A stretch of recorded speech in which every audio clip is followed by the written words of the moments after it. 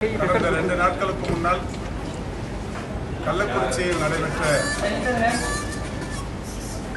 அந்த அசம்பாவிதமான சம்பவத்தால் பாதிக்கப்பட்டவர்கள் தற்போது வரை 168 பேர். அந்த 168 பேரில் 7 பெண்கள் 7 பேர், பெண்கள் 9 பேர், திருநங்கை ஒருவர். இந்த வகையில் ஒரு 168 பேர் மருத்துவமனைகளில் அனுமதிக்கப்பட்டார்கள். இந்த சம்பவம் நடைபெற்ற முதல் ஓரிரு மணி நேரத்திலேயே மாண்புமிகு தமிழ்நாட்டின் முதலமைச்சர் அவர்கள் மாண்புமிகு பொதுப்பணித்துறை அமைச்சர் அவர்களையும் என்னையும் அதேபோல் டிஎன்எச்எஸ்பி ப்ராஜெக்ட் டைரக்டரையும் டிஎம்இ போன்றவர்களையும் கள்ளக்குறிச்சிக்கு அனுப்பி தொடர்ந்து அங்கே அவர்களுக்கு போதுமான மருத்துவ வசதிகளை ஏற்பாடு செய்து தர வேண்டும் என்று அறிவுறுத்தினார்கள். அந்த வகையில் கள்ளக்குறிச்சிக்கு வந்து அங்கே அனுமதிக்கப்பட்டவர்களுக்கு சிகிச்சை அளிப்பது சம்பந்தமாகவும் இன்னமும் இந்த சம்பவம் நடைபெற்ற 2 ஊர்களில் வீடுகளிலேயே இருந்தவர்கள் மருத்துவமனைகளுக்கு வராமல் அவர்களை அந்த மாவட்டத்தின் டிடி ஹெல்த் என்று சொல்லக்கூடிய மாவட்ட சுகாதார அலுவலர் தலைமையிலான ஒரு குழுவை அனுப்பி வீடுகள் தோறும் சென்று கண்ணெரிச்சல், வயிற்று எரிச்சல் போன்ற பாதிப்புகளோடு இருப்பவர்களை உடனடியாக கொண்டு வந்து மருத்துவமனையில் சேர்க்கும் பணி தொடங்கப்பட்டது. அப்படி செய்த காரணத்தினால் ஒரு 55 பேர் வீடுகளில் சிகிச்சை பெறாமல் பயந்து கொண்டு அல்லது தயங்கிய நிலையில் இருந்த ஒரு 55 பேர் உடனடியாக மருத்துவமனையில் கொண்டு வந்து சேர்க்கப்பட்டார்கள். அவர்களோடு சேர்த்துத்தான் 168 பேர். இதில் இப்பொழுது வரை இறந்தவர்கள் எண்ணிக்கை 48 பேர் மரணமடைந்திருக்கிறார்கள். 48 பேரில் கள்ளக்குறிச்சி மருத்துவமனையில் 25 பேரும், புதுவை ஜிப்மரில் 3 பேரும், சேலம் அரசு மருத்துவக் கல்லூரியில் 16 பேரும், விழுப்புரத்தில் 4 பேரும் என்று 48 பேர் மரணமடைந்திருக்கிறார்கள். இதில் 3 பெண்கள், ஒரு திருநங்கை உட்பட 48 பேர் மரணமடைந்திருக்கிறார்கள். மாண்புமிகு தமிழ்நாட்டின் முதலமைச்சர் அவர்கள் நேற்றைக்கு விளையாட்டு மேம்பாட்டுத்துறை அமைச்சர் அவர்களை கள்ளக்குறிச்சிக்கு அனுப்பி அவர் வாயிலாக மரணமடைந்தவர்களுடைய குடும்பத்தாருக்கு நிவாரணம் என்கின்ற வகையில் தலா 10 லட்சம் ரூபாய்க்கான காசோலைகளை அவருடைய இல்லங்களுக்கே சென்று தர சொன்னார்கள். அந்த வகையில் மாண்புமிகு உதயநிதி அவர்கள் வீடுகளுக்கு தேடி சென்று அந்த 10 லட்சம் ரூபாய் நிதியுதவியை தந்தார்கள். ஒரு திருவண்ணாமலை, திருச்சி, சேலம், விழுப்புரம் என்று பல்வேறு மாவட்டங்களில் இருந்து கள்ளக்குறிச்சிக்கு சற்றேறக்குறைய ஒரு 67 மருத்துவர்கள் அங்கே மற்ற மருத்துவமனைகளிலிருந்து வரவழைக்கப்பட்டார்கள். அந்த மருத்துவக் கல்லூரியில் பணியாற்றி கொண்டிருக்கிற 160க்கும் மேற்பட்ட மருத்துவர்களோடு இணைந்து ஏறத்தாழ 220க்கும் மேற்பட்ட மருத்துவர்களும், செவிலியர்களும், மருத்துவம் சார்ந்த களப்பணியாளர்களும் அங்கே முழு நேரமாக 24 மணி நேரமும் பணியாற்றி கொண்டிருக்கிறார்கள். அந்த கள்ளக்குறிச்சி மருத்துவக் கல்லூரி மருத்துவமனையை பொறுத்தவரை 600 படுக்கைகளுடன் கூடிய ஒரு பெரிய மருத்துவமனை இருந்தாலும் இந்த பாதிப்புக்குள்ளானவர்களுக்கென்று பிரத்யேகமாக இன்னமும் கூட ஒரு 50 படுக்கைகள் தயார் நிலையில் இருக்கிறது. மெத்தனால் பாதிப்புக்குள்ளானவர்கள், இந்த பாதிப்புக்குள்ளானவர்களுக்கு உடனடியாக பார்வை பறிப்போகும், இருதயம், சிறுநீரகம், கல்லீரல் போன்றவைகள் எல்லாம் படிப்படியாக செயலிழக்க தொடங்கும் என்பதால் அவர்களுக்கு தேவையான அந்த சிகிச்சை முறைகளை மருத்துவர்கள் மிக சிறப்பாக செய்து கொண்டிருக்கிறார்கள். முறையாக மூக்கு வழியே பிராணவாயு செலுத்துதல், நரம்பு வழியே டிப்ஸ் செலுத்துதல், எத்தனால் ஊசி முதல் 1 மணி நேரத்துக்கு ஒன்று, பிறகு ஒவ்வொரு மணி நேரத்திற்கும் 1 ml என்கின்ற வகையிலான எத்தனால் ஊசி, லியூகோவீரின் என்கின்ற ஒரு 10 mg ஊசியை நரம்பு வழியாக 6 மணி நேரத்துக்கு ஒரு முறை செலுத்துவது, இரத்த சீரகத்தில் உள்ள பைகார்போனேட் அளவினை சரி செய்ய சோடா பைகார்போனேட் ஊசி செலுத்துதல், ஹீமோடயாலிசிஸ் செய்தல், பேண்டோபிரசோல் ஊசி போடுதல், செயற்கை சுவாசம் அளிப்பதற்கு வெண்டிலேட்டர் சிகிச்சை அளித்தல் என்று பல்வேறு வகையான சிகிச்சைகளும் தொடர்ச்சியாக வழங்கப்பட்டு கொண்டிருக்கிறது. இது அந்த மது அருந்தி நீண்ட நேரமானவர்கள் அவருடைய உடல் உறுப்புகள் ஒவ்வொன்றாக செயலிழக்க தொடங்கியது என்பதற்கு பின்னாலேயும் கூட மருத்துவமனைக்கு வர தயக்கம் காட்டியதால் இதில் இறப்புகளை அதிகம் சந்திக்க நேர்ந்தது. எனவேதான் மக்கள் நல்வாழ்வுத்துறையின் சார்பில் வீடுகளுக்கே தேடி சென்று அவர்களை அழைத்து வந்து மருத்துவமனையில் அனுமதிக்க செய்கிற அந்த பணியை செய்கிறது. இங்கேயும் கூட புதுவையை பொறுத்தவரை 8 பேர் ஸ்டேபிள் நிலையிலும் இன்னொரு 8 பேர் கிரிட்டிக்கல் ஸ்டேஜிலும் அனுமதிக்கப்பட்டிருக்கிறார்கள்.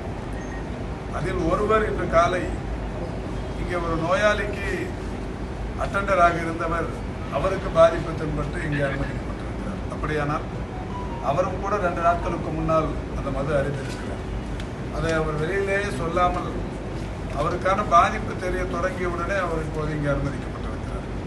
எனவே புதுவையை பொறுத்தவரை ஜிப்மர் மருத்துவமனையை பொறுத்தவரை ஒரு 9 பேர் கிரிட்டிக்கல் வார்டிலும் 8 பேர் பொது வார்டிலும் அனுமதிக்கப்பட்டு மிக சிறப்பாக சிகிச்சை பெற்று வருகிறார்கள். இதில் கிரிட்டிக்கல் வார்டில் இருக்கிற 9 பேரில் ஒரு 4 பேர் மிக மோசமான நிலையில் இருக்கிறார்கள். அவர்களுக்கும் கூட இந்த மருத்துவ நிர்வாகம் எல்லா வகையான சிகிச்சைகளையும் 100% செய்ய வேண்டியதை 200%ஆகவே மருத்துவர்கள் போராடி கொண்டிருக்கிறார்கள். மிக சிறப்பான வகையில் அந்த சிகிச்சை அளித்துக் கொண்டிருக்கிறார்கள். இதோடு சேலத்தை பொறுத்தவரை சேலத்தில் அங்கே ஒரு 31 பேர் அனுமதிக்கப்பட்டிருக்கிறார்கள். 23 பேர் ஸ்டேபிள் என்கின்ற நிலையிலும் 8 பேர் கிரிட்டிக்கல் என்கின்ற நிலையிலும் இருக்கிறார்கள். நாங்கள் இது முடித்து நேரடியாக சேலம் அரசு மருத்துவமனைக்கு சென்று அங்கே பாதிக்கப்பட்டவர்களை பார்க்க இருக்கிறோம். மாண்புமிகு தமிழ்நாட்டின் முதலமைச்சர்கள் இன்று சட்டமன்றத்தில் இது சம்பந்தமாக எடுக்கப்பட்ட நடவடிக்கைகளை எல்லாம் மிக தெளிவாக எடுத்து கூறி பாதிக்கப்பட்டவர்களுக்கு எத்தகைய நிவாரணங்கள் வழங்கப்பட்டிருக்கிறது, இன்னமும் எதிர்காலத்தில் எந்த மாதிரியான நிவாரணங்கள் வழங்கப்படும் கொண்ட பல்வேறு விஷயங்களை, அதோடு மட்டுமல்ல எதிர்காலத்தில் எத்தனால் விஷயத்தில் மிக கடுமையான நடவடிக்கைகள் எடுப்பது குறித்தும் இன்றைக்கு மிக தெளிவாக விளக்கி கூறியிருக்கிறார்கள்.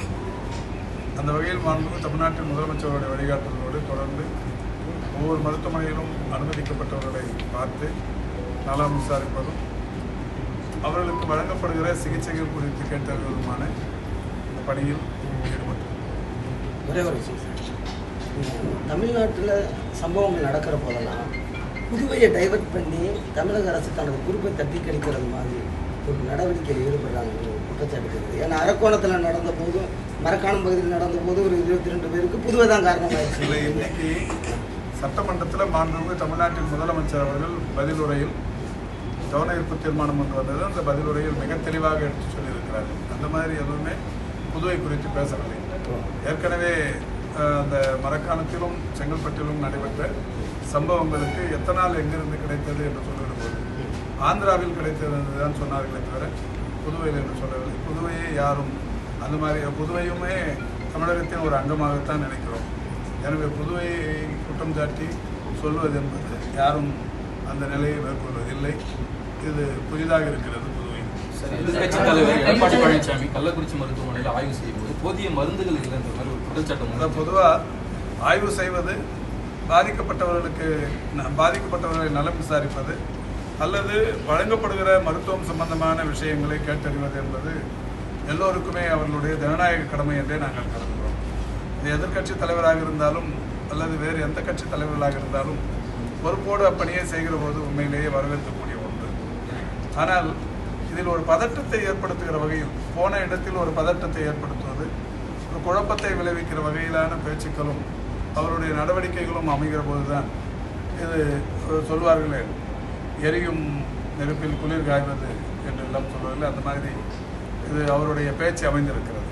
அவர் நேற்றைக்கு மருத்துவமனையில் சொன்னது ஓம்பெரிசோல் என்கின்ற ஒரு மாத்திரை இல்லை இந்த மருத்துவமனையில் என்று சொன்னார். அவர் சொல்லிவிட்டு போன ஒரு 10வது நிமிடம் தான் நானும் பெருமதிப்பிற்குரிய உதயநிதி அவர்களும் திரு வேல் அவர்களும் அந்த மருத்துவமனைக்கு போய் ஒவ்வொரு அந்த பேஷண்ட் படுத்து கொண்டிருக்கிற படுக்கையிலுமே இந்த ஓம்பெரிசோல் என்கின்ற அந்த மாத்திரை அங்கே அடுக்கடுக்காக வைக்கப்பட்டிருக்கிறது. அதற்கு பிறகுதான் எங்களிடத்தில் சொன்னார்கள், எதிர்க்கட்சி தலைவர் ஓம்பெரிசோல் என்கின்ற மருந்து கையிருப்பில் இல்லை என்கின்ற ஒரு விஷயத்தை சொல்லி சென்றதாக சொன்னார்கள். உடனடியாக நான் சம்பந்தப்பட்ட டிஎன்எம்எஸ்சி எம்டி, அங்கே இருக்கிற டிஎம்இ, ப்ராஜெக்ட் டைரக்டர் போன்றவர்களோடு கலந்து பேசிய போது எவ்வளவு கையிருப்பு இருக்கிறது தமிழ்நாடு முழுவதும் என்று கேட்டோம். டிஎன்எம்எஸ்சியை பொறுத்தவரை ஒவ்வொரு மருந்தும் தமிழ்நாடு முழுக்க இருக்கிற மருத்துவக் கல்லூரி மருத்துவமனைகள், மாவட்ட அரசு மருத்துவமனைகள், ஆரம்ப சுகாதார நிலையங்கள், துணை சுகாதார நிலையங்கள், வட்டார மருத்துவமனைகள், மாவட்ட அரசு மருத்துவமனைகள் என்று ஏறத்தாழ 13,000க்கும் மேற்பட்ட மருத்துவமனைகள், இப்படி எல்லாவற்றிலும் எந்தெந்த மருந்து எங்கெங்கே எவ்வளவு இருப்பு இருக்கிறது என்கின்ற விஷயம் டிஎன்எம்எஸ்சியில் இருக்கிற இணையத்தில் பதிவாக இருக்கிறது. எனவே அவர் சொன்ன இந்த ஓம்பெரிசோல் என்கின்ற மாத்திரை எவ்வளவு இருக்கிறது என்று நேற்றைக்கு நாங்கள் ஆராய்ந்து பார்த்தபோது 4,42,00,000 மாத்திரைகள் இருக்கிறது. 4,42,00,000 ட்ரக்ஸ் வந்து கையிருப்பில் இருக்கிற போது அதை இல்லை என்று சொல்லி ஒரு பதட்டத்தை உருவாக்குவது எதிர்க்கட்சி தலைவருக்கு அழகானதா என்பதை உங்களுடைய கவனத்துக்கு எதிர்க்கட்சிகள் இந்த விவகாரத்தில் அரசியல் செய்யக்கூடாது. நேற்றைக்கு அவர் செய்ய முனைந்திருக்கிறார். உடனடியாக நாங்கள் அதற்கு நேற்றைக்கே பதில் சொல்லிவிட்டோம். அந்த படுக்கையில் இருந்த மருந்தை எடுத்து காட்டி மரியாதைக்குரிய பொதுப்பணித்துறை அமைச்சர் அவர்கள் பத்திரிகையாளரிடத்தில் காட்டினார். இதுதான் அவர் சொன்ன ஓம்பெரிசோல் என்று. இப்பொழுது 4,42,00,000 இருக்கிறது. அவருக்கோ அல்லது வேறு யாருக்கோ கூட தமிழ்நாட்டை பொறுத்தவரை எந்த மருத்துவமனையிலாவது இந்த ஓம்பெரிசோல் இருக்கிறதா என்கின்ற சந்தேகம் இருந்தால் நேரடியாக போய் பார்த்து தெரிந்து கொள்ளலாம். தமிழ்நாட்டில் தற்போது இருக்கக்கூடிய மது வருவதற்கான வழிவகை செய்யறாங்கன்னு சொல்லிட்டு ஒரு கூட்டணியில் இருக்க எம்பி ரவிக்குமார் சொல்லியிருக்காரு. இது எந்த அளவுக்கு விசாரணை அவர்கள் இருக்கோ இந்த நேரத்தில் யார் எல்லாருமே எதையாவது சொல்லுவாங்க. ஆனால் இப்போ அந்த மாதிரி என்ன நடந்திருக்குங்கிறத ஆராய்வதற்கு தான் தமிழ்நாட்டின் முதலமைச்சர் சிபிசிஐடி உத்தரவிட்டிருக்கிறார். சிபிசிஐடி விசாரணைக்கு உத்தரவிட்டிருக்கிறார். இதையும் தாண்டி கோகுல்தாஸ் என்கின்ற ஒரு மாண்புமிகு நீதியரசரை வைத்து ஒரு தனி விசாரணை ஆணையத்தை அமைத்திருக்கிறார். அதையும் கடந்து மாவட்ட ஆட்சித்தலைவர் இடமாற்றம், மாவட்ட காவல் கண்காணிப்பாளர் பணியிடை நீக்கம், 10க்கும் மேற்பட்ட உயர் காவல் அலுவலர்கள் பணியிடை நீக்கம் என்று பல்வேறு வகையான கடுமையான நடவடிக்கைகள் எடுக்கப்பட்டிருக்கிறது. இப்படி எடுக்கப்பட்டிருக்கிறது. இது மட்டுமல்ல, இந்த இப்போது இவர்கள் சொன்னதெல்லாமும் கூட விசாரணையில் இருக்கிறது. யார் சொன்னதையும் எளிதாக கடந்து போய்விட முடியாது. ஆனாலும் இவர்கள் சொன்ன எல்லா செய்திகளையும் விசாரணை ஆணையத்திற்கு நிச்சயமாக இவர்களும் வந்து சொல்வதற்கான வாய்ப்பு இருக்கிறது. அப்போது அவர்கள் அங்கே வந்து சொல்லி அதற்கான ஆதாரங்கள் இருந்தால் சொல்லி நிரூபிக்கலாம். இதில் யாருக்கும் மாறுபட்ட மரக்கான சம்பவம் சரியான நடவடிக்கை எடுக்கல, அதனாலதான் வந்து இந்த சம்பவம் நடந்திருக்குன்னு சொல்லிட்டு ரவிக்குமார் சொல்லியிருக்காரு. இன்னைக்கு அவர் சட்டமன்றத்துக்கு வந்திருந்தாருன்னா மரக்காணத்திலும் செங்கல்பட்டிலும் எந்த மாதிரியான நடவடிக்கைகள் எடுக்கப்பட்டது என்பதை மாண்புமிகு தமிழ்நாட்டின் முதலமைச்சர் அவர்கள் இது சம்பந்தமாக வந்து மிக தெளிவாக இன்றைக்கு சொன்னார்கள். அந்த மரக்காணத்தில் நடைபெற்ற இந்த சம்பவத்தை பொறுத்தவரை அங்கே நடவடிக்கை எடுக்க தொடங்கி எத்தனை வழக்குகள் போடப்பட்டிருக்கிறது, எத்தனை பேர் மீது குண்டர் தடுப்பு சட்டம் போடப்பட்டிருக்கிறது என்கின்ற செய்திகளை சொன்னார்கள். அந்த வகையில் அதை அப்போவும் சிபிசிஐடிக்கில் தான் ஒப்படைச்சாங்க. இந்த வழக்கை பொறுத்தவரை 2 மாவட்டங்கள் தொடர்புடையது. அந்த 2 மாவட்டத்தில் 21 குற்றவாளிகள் கைது செய்யப்பட்டு 8 குற்றவாளிகள் குண்டர் தடுப்பு சட்டத்தில் சிறையில் அடைக்கப்பட்டிருக்கிறார். காவல்துறை அலுவலர்கள் 16 பேர் மீது ஒழுங்கு நடவடிக்கை மேற்கொள்ளப்பட்டது. காவல்துறை அலுவலர்கள் 16 பேர் மீது ஒழுங்கு நடவடிக்கை, 21 குற்றவாளிகள் கைது, 8 பேர் குண்டர் தடுப்பு சட்டம். இது எல்லாமே நீங்கள் சொன்ன மரக்காணத்தில் செங்கல்பட்டில் நடைபெற்ற விஷயத்தில் நடைபெற்றது. இது இன்றைக்கு மாண்புமிகு தமிழ்நாட்டின் முதலமைச்சர் அவர்கள் தெளிவாக சட்டமன்றத்தில் சொல்லி இருக்கிறார்கள். இந்த உரையின் நகல் நிச்சயமாக இன்று மாலைக்குள் திரு ரவிக்குமாருக்கு கிடைக்க வாய்ப்பு.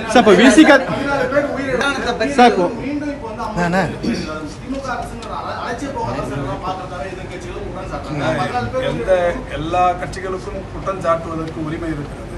ஆனால் இது நேரடியாக ஒரு ஆட்சிக்கும் இதற்குமான தொடர்பு என்ன என்பதை நியாயமா மனசாட்சி உள்ளவர்கள் அது பார்க்கணும். இன்னொன்று இது இப்போ மட்டும்தான் நான் இதை நியாயப்படுத்துவதற்காக சொல்லவே இல்லை.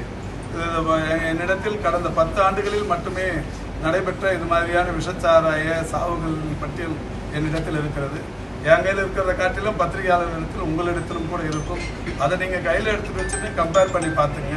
நான் திரும்ப அதை போய் இந்த மாநிலத்தில் இவ்வளோ நடந்தது, இல்லை இங்கேயே இதெல்லாம் நடந்தது. 2001 இதே கடலூர் மாவட்டம் பண்டூட்டியில் 53 பேர் இறந்திருக்கிறார்கள். ஜெயலலிதா அம்மையார் முதலமைச்சராக இருந்தபோது 200 பேருடைய பார்வை பறிபோகி இருக்கிறது. இதெல்லாம் நான் இது அதாவது இந்த ஏட்டிக்கு போட்டின்னு சொல்லுவாங்களே, அதுக்காக சொல்ல வரல. இதை நாங்கள் சொல்லவும் இல்லை, இந்த மாதிரி கம்பேரிசனே சொல்லலை. குஜராத்தில் மட்டும் கடந்த 7 ஆண்டுகளில் இது மாதிரி 8-9 சம்பவங்கள் நடைபெற்றன. ஒவ்வொரு முறையும் 100க்கும் மேற்பட்டவர்கள் தான். அதனால இப்போ அது அந்த மாநிலத்து முதல்வர் யாரும் பதவி விலகணும்னு சொல்லலை. 2001 யாரும் ஜெயலலிதாவை பதவி விலகணும்னு சொல்லலை. ஆனால் இன்னைக்கு இந்த சம்பவத்தை வச்சு அரசியல் பண்ற எடப்பாடி பழனிசாமி தான் இது மாதிரியான ஒரு ரொம்ப மோசமான அரசியலை கையில் எடுத்திருக்கு. கூட்டணி கட்சியில் சார் குடிச்சவங்களுக்கு இவ்வளவு பெரிய நிவாரணம் கொடுக்கணுமாங்கிற விமர்சனம் பரவலாக வருது. இவ்வளவு சாகித்ய அகாடமி விருது பெற்ற ஒருத்தர் சொல்றாரு, கொடுக்கலனாலும் விமர்சனம் வருதுல்ல. இப்ப 10 போதாது 25 கொடுன்னு கேட்கறது நீங்க தானே சார். இப்போ சார் உங்க கூட்டணியில் உள்ள கட்சியில் உள்ள திருமாவளவன் மனிதாபிமான முறையில ஒரு பட்டியல் இனத்தை சேர்ந்த மக்கள் பாதிப்புங்கிறது எந்த வகையிலான பாதிப்போ நம்ம குடும்பம் பாதிப்புக்குள்ளாகி இருக்கிறது. குழந்தைகள் பெரிய அளவிலான பாதிப்புக்குள்ளாகி இருக்கிறது. அதனால தான் மாண்புமிகு முதல்வர் அவர்கள் இந்த குழந்தைகளின் எதிர்காலம், படிப்பு, வேலை வாய்ப்பு, இந்த மாதிரி நிறைய விஷயங்களை இன்னைக்கு சட்டமன்ற இப்போ கூட்டணி கட்சியில் உள்ள திருமாவளவன் முழு மதுவிலக்கு அமல்படுத்தணும்னு சொல்லிட்டு கோரிக்கை வச்சிருக்காரு. இது சம்பந்தம் தமிழக அரசு முழு மதுவிலக்கு அமல்படுத்துறதுக்கு நடவடிக்கை மேற்கொள்ளுமா? இல்ல இது அவருடைய முழு உரிமைங்க. இது சம்பந்தமா இன்னைக்கு மாண்புமிகு முதல்வர் அவர்கள் ஒரு முழு விளக்கத்தை சட்டமன்றத்தில் தெரிவித்திருக்கிறார். அந்த விளக்கத்தை பெருமதிப்பிற்குரிய திருமாவளவன் அவர்கள் நிச்சயம் நிறைவேறார்.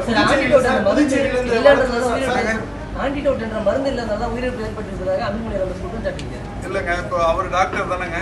எந்த மருந்து இல்லைன்னா உயிரிழப்பு ஏற்படுங்கிறத பொதுவெளியில சொல்லுங்க. இப்போ நான் தான் இப்போ சொன்னேன் என்னென்ன மாதிரி ட்ரீட்மெண்ட் கொடுத்துன்னு சொன்னேன். ட்ரீட்மெண்ட் கொடுக்குற விஷயத்தையே வெளிப்படையா டிரான்ஸ்பரண்டா தமிழக அரசு அவர் போய் அவர் யாரையாவது மருத்துவர்களை அனுப்பி எந்த மருந்து இல்லைங்கிறத அவர் ஆராய்ஞ்சிருப்பாங்க. தமிழக அரசு தற்போது இருக்கக்கூடிய நடவடிக்கை கள்ளச்சாராயம் தொடர்பான தடுப்பு நடவடிக்கை இப்போ எடுத்துட்டு இருக்காங்க. இந்த சம்பவம் நடக்கிறதுக்கு முன்னாடியே எடுத்திருந்தாக்கா இது சம்பவங்கள் நடந்திருக்காது. இதுக்கு முன்னாடி ஏன் சார் எடுக்கல அப்படின்ற ஒரு விஷயத்துக்காக இதுக்கு முன்னாடி வெளிப்படையாக தெரிஞ்சு அந்த வெளிப்படையாக தெரிஞ்சுன்னா கல்வராயன் மலையில ஏராளமான முறை அந்த கள்ளச்சாராயத்தை அழிக்கிற வீடியோ காட்சிகள் நாங்களும் பார்த்துருக்கோம், நீங்களும் பார்த்துருக்கீங்க.